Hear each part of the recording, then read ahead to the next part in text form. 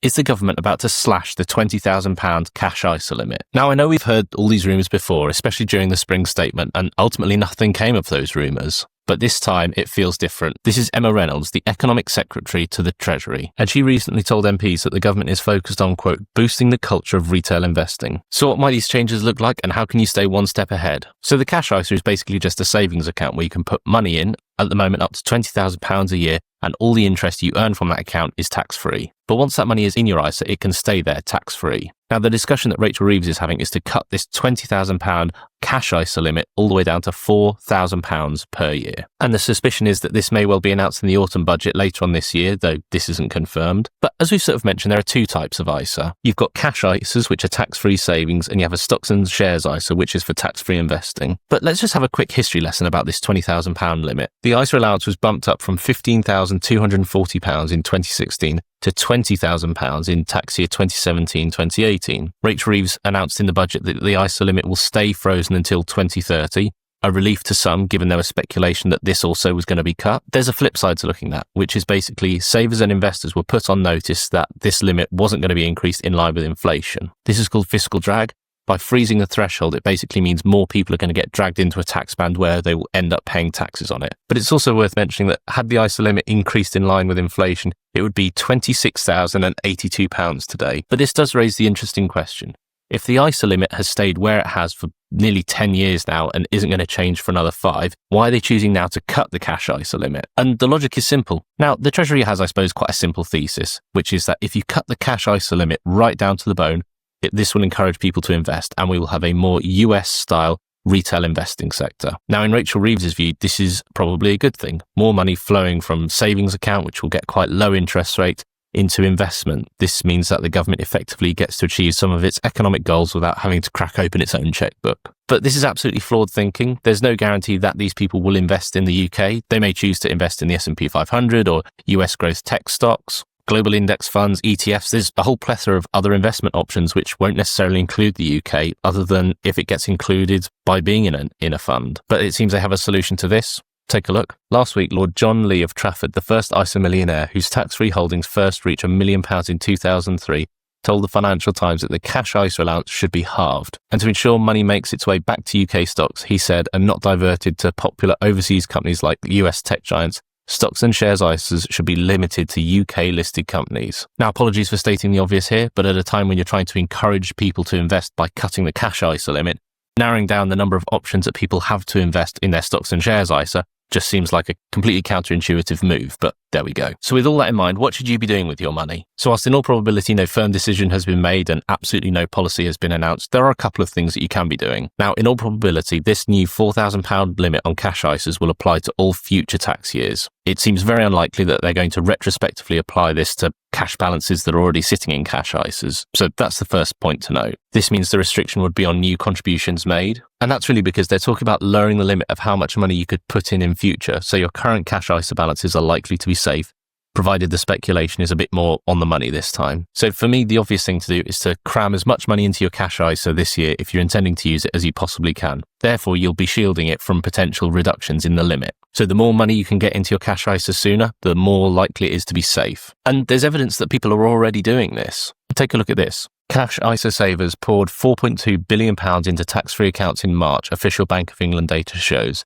This represents a 31% jump compared to March 2024, when savers funneled $3.2 billion into cash ISAs. So obviously there's normally a rush in March for people to cram money into their ISAs with the deadline approaching at the beginning of April. But a 31% increase from one year to the next is a pretty remarkable jump. So people are obviously already doing this to try and protect their money. And in the UK, about 12.4 million people hold a cash ISA, but only about 4.5 million people use a stocks and shares ISA, showing that there's just a completely different appetite for the two products. Cash ISAs are primarily going to be used for people who prefer low-risk saving options, especially during these uncertain financial times that we've been through with the Trump tariffs. And the average amount invested in cash ISAs is also significantly higher than in stocks and shares ISAs, with cash ISAs averaging £18,000 per account compared to a stocks and shares ISA, which averages just £7,000. And I think this really illustrates my point, that there's a complete financial education gap about the role that a cash ISA and a stocks and shares ISA should play in your financial journey. Now, clearly, all but killing off the cash ISA would have some pretty material implications for people's financial journeys.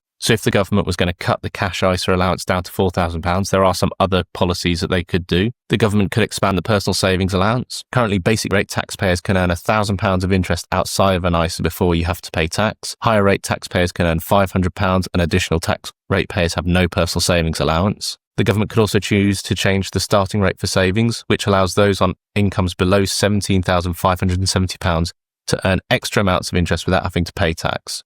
And it's actually as much as £5,000 of tax-free interest each year for people whose income is below £12,570. Now, clearly, all but killing off the cash ISA is going to be quite unpopular. But some of the other things that the government might also look at is capping the amount you can keep in a cash ISA as well. Now, clearly, we've just mentioned putting as much as you can in your cash ISA. So if they decide to cap the overall amount, that would also be problematic. And unfortunately, there's not a whole lot you can do about that one. Or they might also decide to cut the cash ISA limit, but to increase the stocks and shares ISA limit. But that doesn't seem too likely and doesn't address kind of the core problem, really. But the other thing is, will these policies even work? The fundamental point for me is that the two different accounts do two different things. Your cash ISA and your stocks and shares ISA are just different tools, and therefore you should give them different jobs in your personal finance journey. And whilst higher interest rates recently have made cash ISAs more attractive for the last couple of years, savers basically get the security of a fixed return that is tax-free, but they could also lose their appeal as interest rates continue to drop. And let me just illustrate what I mean with an example. Someone who invested £10,000 in a cash ISA in December 2012 would currently have £11,955. Adjusted for inflation, that's the equivalent of £7,918. By contrast, £10,000 invested in an IA Global Equity Index over the same period would be worth £33,526. or £22,221 after inflation. We know there are many people putting cash aside who could consider and might consider investing in stocks and shares, but perhaps lack the confidence. As far as I'm concerned, a lack of investing in the UK fundamentally starts with a lack of financial education. If you want more people to invest in the UK or more generally, then you need to teach people financial literacy, how to budget, what a stocks and share ISA is. You need to simplify the process. Just choosing to penalise cash ISAs is no guarantee that more people will invest. In all likelihood, more people are probably just going to end up paying more tax on their savings. And just take a look at this quote from a financial analyst. While this data shows cash ISAs are not the best place to save to get the best returns, these types of accounts still have their place. Your saving goal might be in the short term, meaning you can't take the inherent risk that comes with investing. And I think that sums it up really nicely. The whole point should be to educate, not just remove people's barriers to accessing some of these tax-free accounts. And I think ultimately there's no escaping the fact that capping tax-free savings or improving incentives for investing in ISAs could strike the right balance. Because this is what I really mean.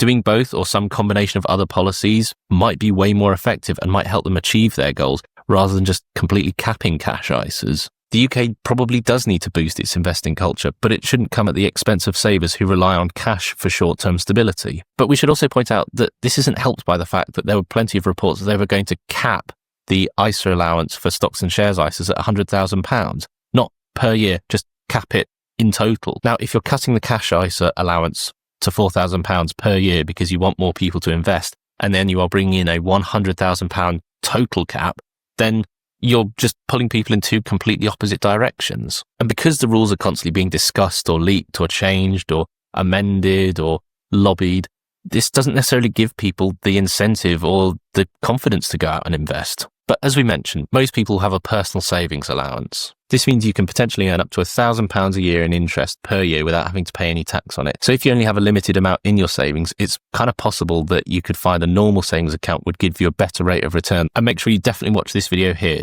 because in this video, we discuss how to avoid paying tax on interest on your savings account. Tax from savings interest is going to be a big money spinner for the government, with the estimates that it's going to increase sevenfold in the next couple of years. So you really need to make sure you watch this one to avoid paying tax on your savings. Make sure you watch this video here where we discuss the tips and tricks of ISA millionaires. Thanks very much for watching Modern Money Talk. If you like this video, please like and subscribe. And speculate below, what do you think the changes are going to be and how are you going to prepare for them?